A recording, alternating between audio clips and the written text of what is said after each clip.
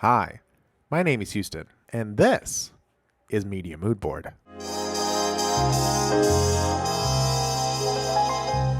Yes, my name's Houston, and this is Media Mood Board, and welcome to a chill episode of Media Mood Board. Once a month, I want to go through and just rank all the stuff that I consumed, as they say, in the last month. Normally, I do this earlier in the month, but because of the New York Film Fest, I wanted to get that out on time. Just, self-imposed time frames. I'm not going to go super in-depth in these. I just made a tier list here. I'm just going to go through it one by one and rank them. As you will see, some of the things that were on my August watch list showed up on here. Some aren't, and then there are other ones that weren't on my watch list at all to begin with. It's all over the place. I've got my stress relief tea. We're just going to hang out. Phoebe's here too. You might even hear the pitter-patter of makeup reviews in the other room. Let's get into it.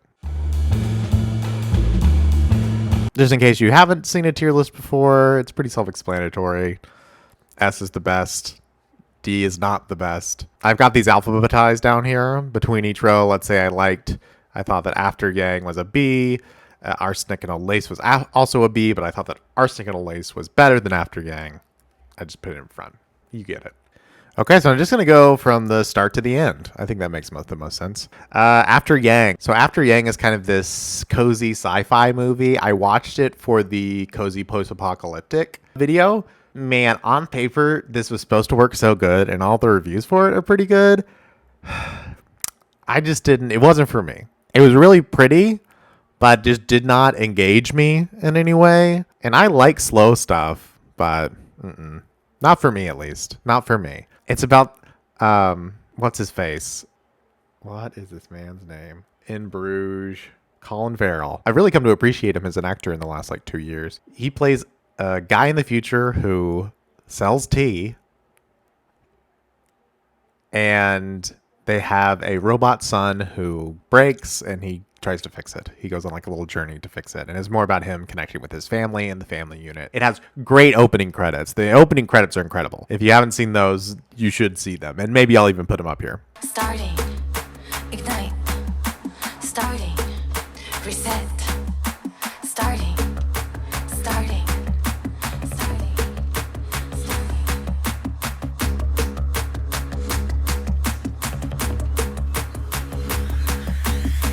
Welcome, families of four, to our monthly dance-off. We have over 30,000 families competing tonight. Are you ready? Stay in sync. Precision points added.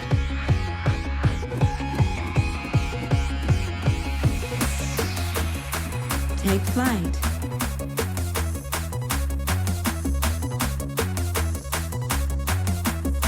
Ready for combat. But for me personally, After Yang, that's a C. It's in the C category. Arsenic and Old Lace. This is a present that Rosie got for me on my birthday, and she got me a couple of DVDs, which was super nice. I really liked it.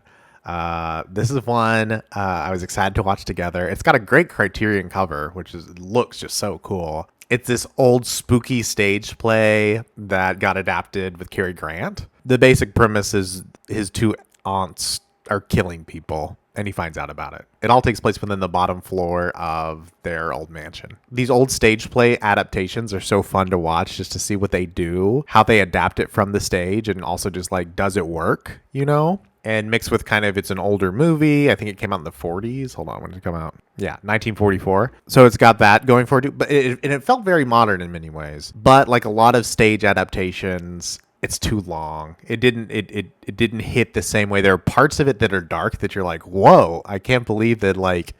I really would like to see it on stage, though. I think that would be really fun. But overall, not as engaging as a movie that stands the test of time, in my opinion, on every kind of level.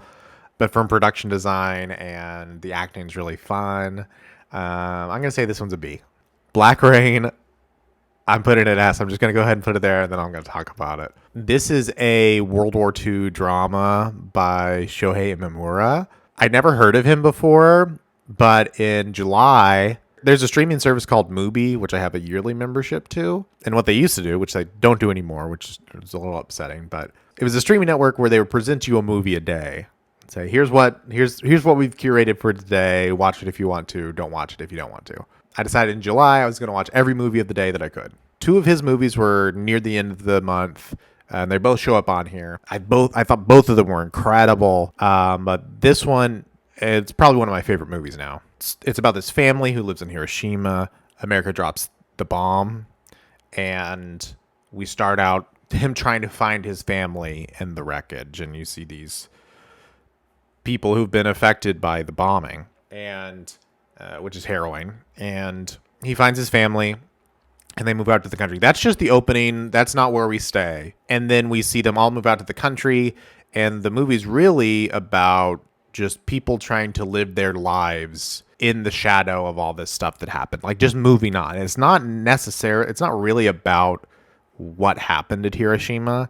It's how, when you are affected by a tragedy, how you try to continue to live life after that. And not in like there are sad moments to it, of course, but it's not this morose thing. It's just people trying to move on with their lives and how their everyday selves are affected. It just intertwines all these stories so well. It's really beautifully shot. I was just, man, I love this movie. So this next one is Our Body. That's the, I'm going to make sure it's Our Body and Our Bodies. I kept messing that up. Our Body. The next one is Our Body. It's a documentary. It's a fly on the wall of a Parisian hospital that's looking at the kind of all the different procedures that are unique to women. It tells it in these vignettes where you don't see the full story of each person. You're engaged the whole time, and the stories that are captured are so interesting, and it all takes place within it, you know, except for the beginning of it, where you walk in. Man, it's really just powerful and human, and feels a connection between people. The intimacy which the director got and the cinematographer, she shot it too. It's incredible. I don't know how. It's incredible. Super, super recommend. This came out this year. And man, crazy. So good. So good. That's another S. All right, the next one up is Child's Play. I'd never seen this one. It's a horror classic. The doll who comes to life and is a killer. I watched this with my brothers over Zoom. I didn't know all the details about this movie. Do you guys know about this movie? A serial killer dies and gets like his soul embedded in a doll, and that's the premise. There's voodoo involved. Really interesting practical effects. It kind of kept my interest. Some of these classic horror movies from like the 80s don't necessarily hold my interest in the same way that their popularity would indicate. Sometimes it's just something you grew up with and it's like comforting, you know?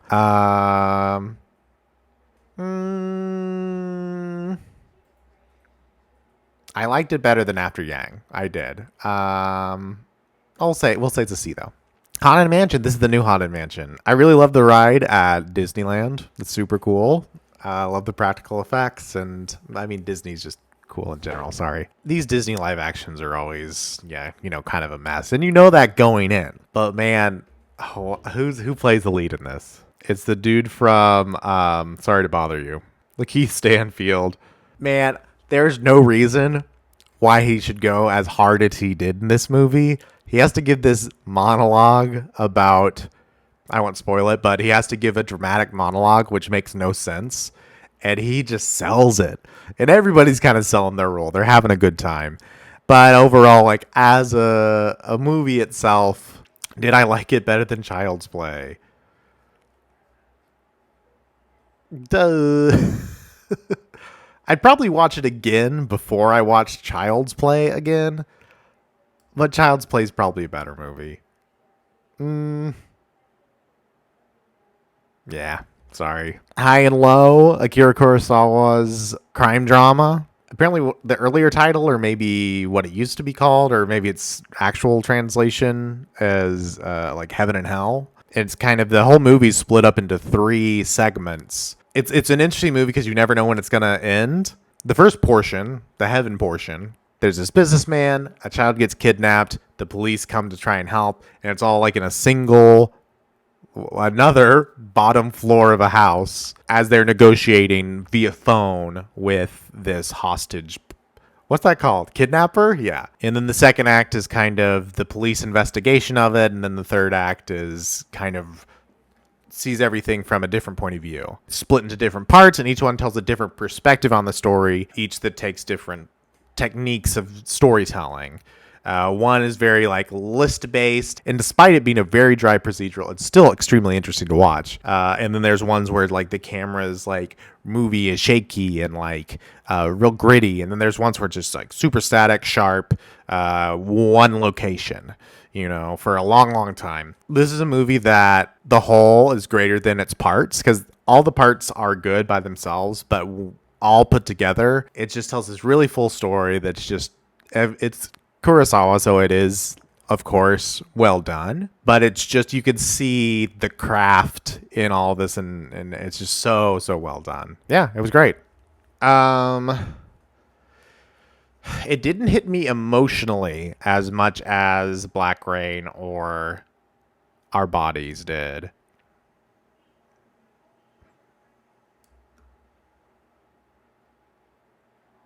I think I'd still give it an S, though. It's just like super well done. I may switch it around to an A, a high A later. We'll see. Innocents Abroad. This is a Les Blank documentary following a tour group around Europe. Like one of those, a bus that takes like an hour at each location. Lots of talking heads with the tourists that were there. A lot of people that I recognize from growing up, basically, like your aunt or uncle. Not literally, of course, but you're like, oh, okay, I know this. I know these people. It was fun. There was a lot of fun human moments in this, but didn't leave me with much afterwards. Yeah, I'd say it's a B. Duet for Cannibals is this dark comedy about these two intellectuals who hire someone to help as an assistant, and then they become embroiled in their relationship, and it strains the assistant's kind of relationship at home. This was just really funny. It tickled me. It was really well shot too. It's just a good time. This one's a solid A. Very good. My Night at Maud's. This is one of Eric Romer's big ones. I'd watched some of his like super colorful, like they're all kind of rom-commy, I guess. It's not his this is part of his like Parables one, which is a little bit more heady. What's his other one? It's not a moral story. What is Girlfriends and Boyfriends? Oh well, this is a more heady one than some of the other ones I've seen, which are these kind of more lighthearted. Also, one of the reasons why I should do this closer to the beginning of the month is I'm having to double check to remember the exact plots of things, because I remember feelings from them, but when describing what it is, I'm like, it's kind of like da da da da. So I had to like look at my notes and see like, what was this again? It's a story about someone who's religious and how that affects a relationship. It's a lot of kind of talking about it. I'm a little less interested in kind of the overt talkiness of stuff than I am how the characters interact, or how the characters constructed, or how it affects their lives or their relationships. This is something that I've been interested in. You saw it if you watched that video, as well as probably in the coming months, is kind of an honest look at religion from an adult perspective, not just because when I was growing up, you know, it was very like, don't even, it's not even worth talking about, but I think it is. So this is a part of that, and I think it was really interesting. But I thought this is really, really good. I'd say it's an A underneath Duet. Mission Impossible is a series I would like watch with my dad when I was younger, and then wrote off, and then I even wrote off Tom Cruise, really. And then in these newer movies, maybe it's Ghost Protocol, I'd heard good things about it. It was fun or whatever, and I said, okay, well, Rosie, let's try it. She's like, yeah, I bet it's better than we think. And it was incredible. I don't miss a Mission Impossible movie now. They're incredible. He's a Buster Keaton-ish figure to me. In his new Mission Impossible movies, it's incredible. It's great movie making. But so I hadn't seen the first one in a long time, so I said, okay, I'm gonna rewatch it. I also found out that it was directed by Brian De Palma, who I got into last year, and I was like, oh, cool, that's a more double reason to watch it. Rewatching it, it was super fun. Man, it really made an impact on movies, because when you're watching it, even though I didn't remember really any of it outside of that famous laser scene, every bit of it feels nostalgic or like you've seen it before. And that's because it did impact action movies for so long. Still really fun, of course. This one kind of floats between low A, high B. I'd say I'll just give it a high B. This next one's Ballad of Narayama. This is the second Shohei Memoir that movie was showing. This is about a remote village and kind of their own customs. This one also has an interesting take on religion. Treats it in good faith. This movie's really, really strong, especially the end is really good. So, some stuff in there that will stick with me 100%. I did not like it as much as Black Rain. It's not really fair to necessarily compare things, but if I was ranking his movies that I've seen, these two, this one's lower. I would say it is... It's an A for sure. I'd like it better than Duet for Cannibals. I'll put it in the middle. I'll do Duet, Narayama, mods. So Nausicaä in the Valley of the Wind, one of Ghibli's first things. I watched this in the start of a couple other Ghibli movies when After Yang I just didn't gel with. And this one is the one that I stuck with. First of all, felt like it really matched the theme that I was going with. And I hadn't seen it in a long time. And as I just kept watching it, I was just blown away by the maturity of the storytelling, like the type of story it was trying to tell. It was very non-conventional to me, at least. The goals of the story were not what I expected, and it twisted when I thought it would turn. And it was just very quiet and just so successful. I thought it was great. This is an S for me. I think It's tough because obviously this is fiction, documentary, animation. Yeah, I think I can feel good about that. This is also, this isn't some historical. Which one of these is the most important or anything like that? This is just for my own personal stuff. This doesn't mean anything. No Hard Feelings is a comedy with Jennifer Lawrence, released this year. The ads for this were bad. Don't trust the ads.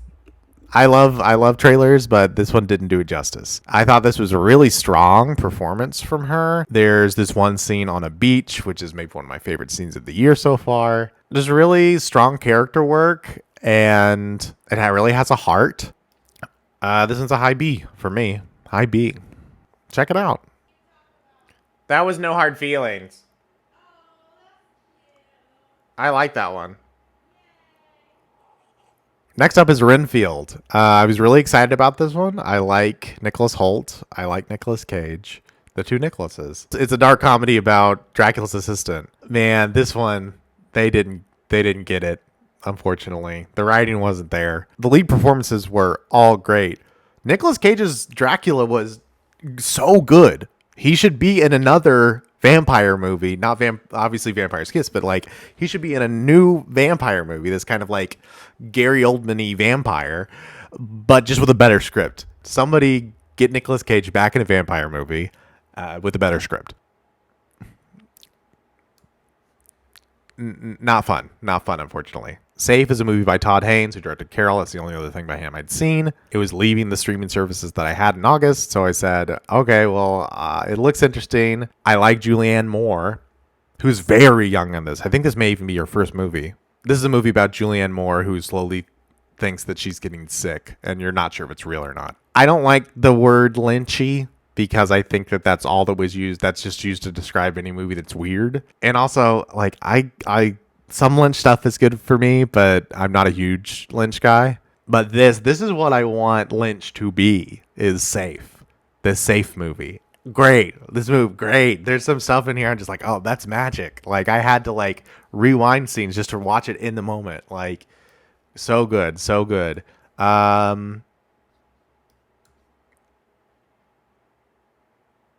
Oh, that's tough. It's tough because Our Bodies is a documentary. So there's an added level of just like, wow, how did you get this? I'll put it there. I may change it, but I'm going to put it there for now. These are 3 books that I read in August. We'll just start with Horse. Horse was fun. I listened to an audiobook. I really like stories that start in one place and then branch off into disparate areas, or start in a couple of really far away places and try and tie them together. So Horse takes place over 3 time periods, and they're all centered around this painting of a horse in one way or the other. One's this person who finds it, one's the person who is painted of, etc., that kind of thing. It was well written. I enjoyed it. It kept me going, you know. It didn't super stick with me after, but I thought it was solid. Um, I'd say I'd put it.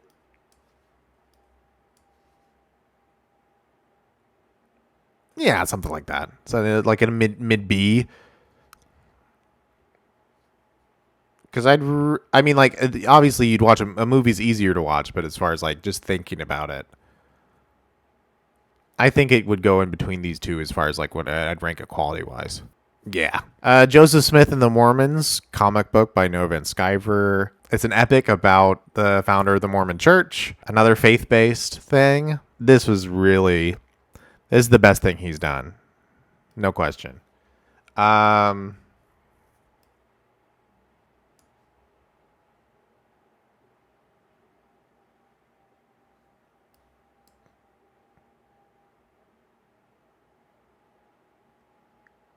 yeah, that feels good to me. High A. I think it's gonna stick with me way more than Duet will.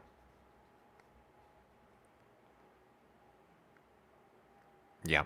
Psalm for the Wild built. This is another one I did for the Cozy Apocalyptic.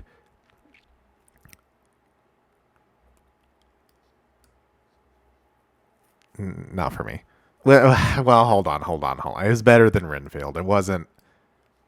There we go. Social Life of Small Urban Spaces. This is another one that was a part of the John Wilson block of curated movies. This one was really fun. This is to describe what kind of movie this is. I ended up watching it at home. It was free on a college website. It was like part of a curriculum, like so it was free. But it was really fun. It was super fun. Definitely a B. I liked it better than Innocents Abroad.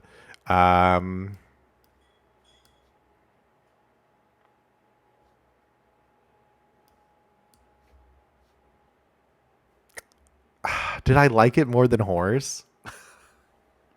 That sucks.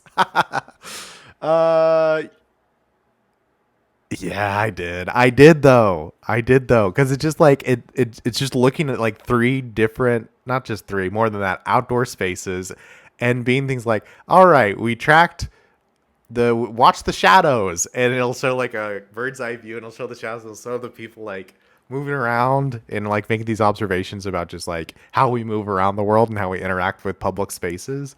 It's good. It's good. It's better than Horse and Mission Impossible, I guess.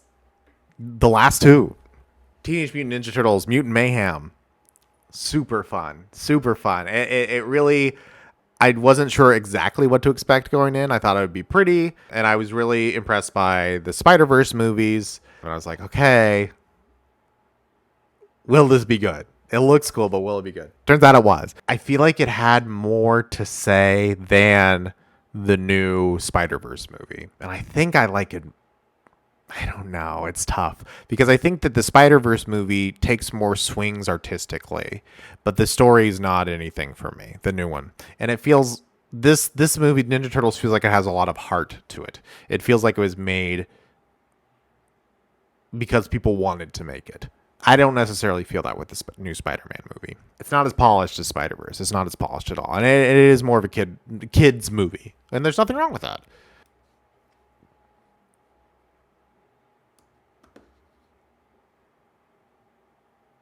Yeah, I think that sits right. Maybe.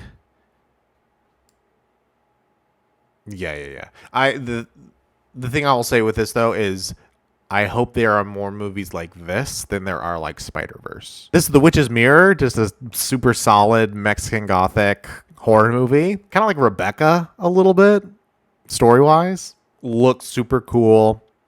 Just a fun time. It's just super solid. Definitely better than Child's Play. Yeah, get out of here, Child's Play. Yeah, I'd give it a B. I'd give it a B. I think B's and A's are kind of where stuff lands for me. Yeah, this area, I don't rank too much stuff D or S. This was a really good month, though. Let me see. Okay, is there anything I would change? That's right. I'm tempted to put this in D, but I'm just going to leave it as small C. Haunted Mansion, Child's Play. Yeah. I'm struggling because I remember Narayama's like final moments more than I do any specific moment in Duets. But I really enjoyed the entirety of Duets more than I did the entirety of Narayama.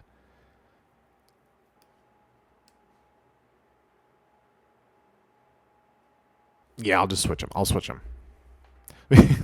Look at this. That's pretty similar. We got two buddies next to each other.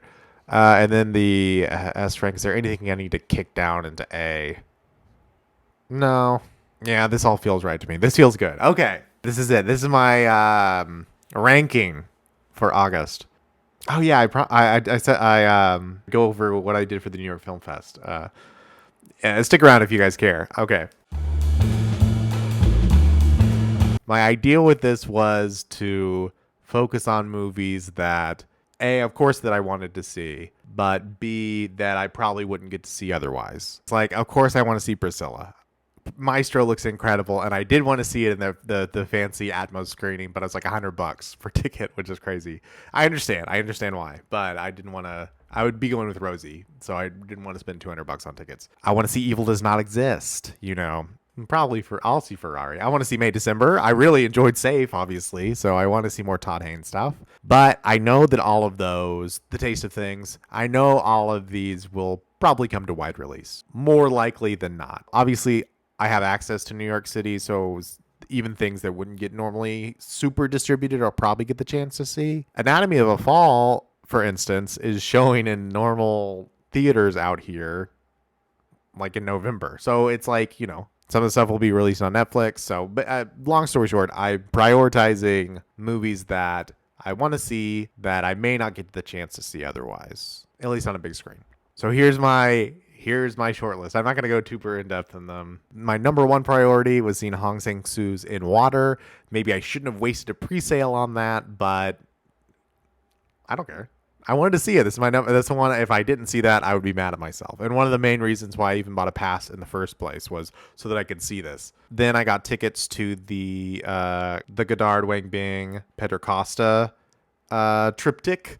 Godard's kind of like collage to narration about his last movie. Then Man in Black, Wang Bing's documentary about this Chinese composer who had been abused by the government, and he's fully nude while he's telling the story of his life, walking around this theater. You see all the scars from what happened to him. And then the final one is this kind of stage, almost a musical that has, at least as far as I understand it, it's about these three girls who survive a volcano explosion, and it's them afterwards, and it's all, hold on, how can I do this?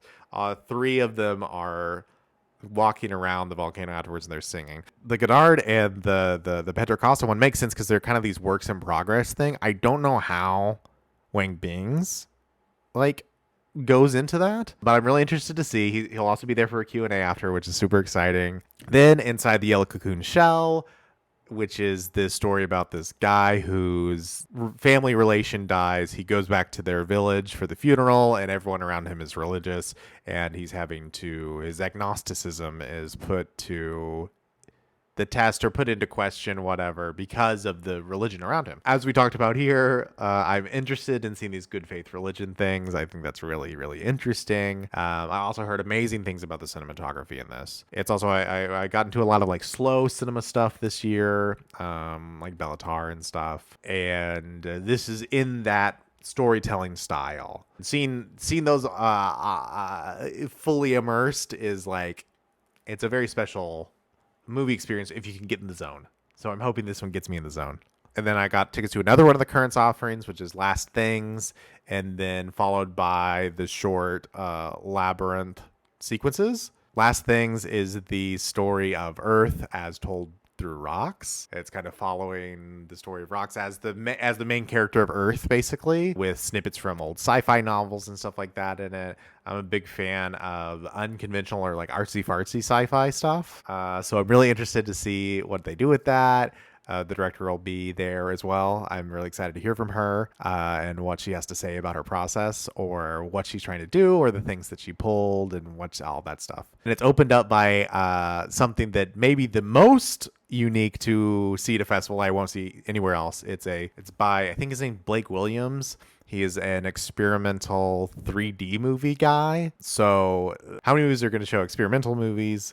And then also on top of that, are going to have 3D projectors or whatever. So I'm assuming we're going to be putting on big glasses and we're going to see some weird shit in 3D. It's going to be a good time. Do not expect much from The End of the World is the next one I got to take it to. I wanted to choose one movie which is out of my comfort zone. This is not a movie that I'm necessarily interested in seeing. It's long, it's like aggressive in like a very youthful way, which I'm not super interested in. But it seems to be doing a lot of cool things. It's getting good reviews, you know. So it seems to be doing something that's unique, and I want to experience that just to put myself in a situation which I wouldn't normally. Even though that might sound weird, all the other things I mentioned are squarely in my comfort zone. And this one isn't. So I wanted to do that to myself, which I really did sacrifice because I wanted to see. I had to pass up seeing Boy and the Heron and La Chimera to see this, and those were both ones that I wanted to see pretty bad. I'll be interested to see how I feel about this one. Yeah, this is one I'm maybe the most curious about, not necessarily in a positive way, but just I'm gonna go in like, all right, here we go. But maybe that's the best way to see a movie. The Beast, I got tickets to. Leia Sadu, sci-fi, similar to The Horse, where it's telling the story over 3 different timelines. This couple is reincarnated throughout time, and they're fated to want to be with each other, but it never works out. I saw clips from this, and I was like, okay, I get it. And it's like a weird sci-fi. It's like I said, artsy fartsy sci-fi. I'm on board. And then I'm finishing the festival off with Aki Kaurismäki's Fallen Leaves. Just a beautiful looking blue collar rom-com. I mean, like, some of these that I'm watching may be heavier or more like downers or something like that. I think this one is gonna be such a beautiful note to end everything on.